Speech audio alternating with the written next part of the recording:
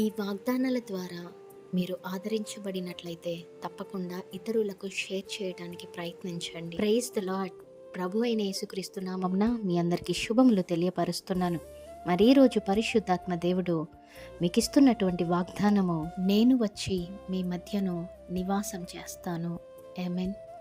మరి నేను వచ్చి నివాసం చేస్తాను అంటే దేవుడు ఎక్కడ నివాసం చేస్తారని మనం చూసుకున్నట్లయితే లేవియా కాండంలో చెప్తారు, మీరు పవిత్రులుగా ఉండండి, మీకు నేను దేవుడనై ఉంటే నాకు మీరు ప్రజలై ఉంటారు అనేసి ఒక సందర్భంలో యెహోవా దేవుడు చెప్పటం మనం చూస్తాము.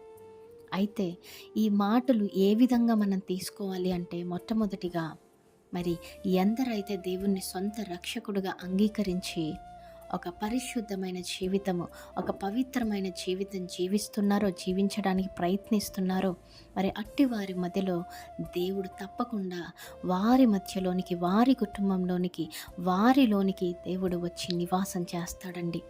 అయితే దేవుడు వచ్చి నివాసం చేసిన తర్వాత ఏం జరుగుతుందండి? ప్రతి ఒక్కరూ సంతోషంగా ఉంటారు, ఆనందంగా ఉంటారు. దేవుడు అక్కడ లేఖనము ఏం సెలవిస్తూ ఉందంటే, నేను వచ్చి మీ మధ్యలో నివాసం చేస్తాను కనుక మీరు సంతోషపడండి, ఆనందంతో గీతాలు పాడండి, నన్ను స్తుతించండి, ఆరాధించండి అనేసి దేవుడు చెప్తా ఉన్నారు. మరి ఇంకా చెప్పాలి అంటే, యెరూషలేము ఒక నమ్మకమైన నగరం అండి. మరి నమ్మకమైన వ్యక్తులుగా మనం కూడా ఉండాలి. మరి సియోను పర్వతం అనేది పవిత్రంగా భావిస్తారు, పవిత్రమైన పర్వతం అనేసి అంటారు. అదే విధంగా మనం కూడా పవిత్రంగా ఉండాలని దేవుడు ఆశపడతా ఉన్నారు.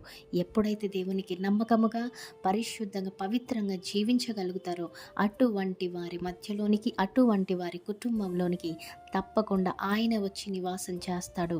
గనుక మీరు సంతోషపడండి, దేవుణ్ణి స్తుతించండి, మరి ఈ వాక్యాన్ని ఎత్తిపట్టి ప్రార్థించండి. మరి ఇంకా ఎందరైతే పరిశుద్ధంగా జీవించలేకపోతున్నారో, దేవునికి నమ్మకంగా జీవించలేకపోతున్నారో అట్టి వారందరికీ నిజమైన మారు మనసు రక్షణ దేవుడు అనుగ్రహించునుగాక. ఆమేన్. Praise the lord. Have a great day.